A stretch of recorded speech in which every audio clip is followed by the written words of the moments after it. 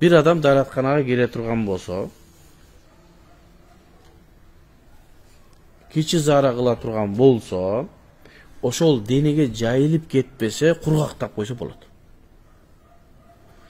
Чоң дaratkanaga барса дагы, эгерде жайылып кетпестен, баягы катуу чыга турган болсо, аны дагы кургактап койсо, тазалап болот, жуубаса дагы болот.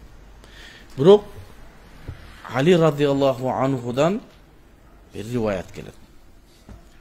Илгери ушундай өкүм болгон да, илгерки мурдагы адамдар тамакты аз жеп көп иштегендиктен баягы төөлөр коргол чыгаргандай, койлор коргол чыгаргандай адамдар да ошондой кылган экен.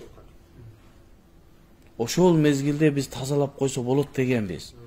Азыр силер бардык нерсени неме кылып, жабылып, суюк болуп чыгып атат.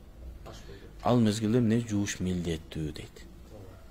Азыр да биз айтабыз, эгер ушундай жайылып кете турган болсо, аны эмне жууш милдеттүү болот. Анан жөн эле бир кичинекей зарага барып, кургактап эле кое турган болсо, эмне дурус.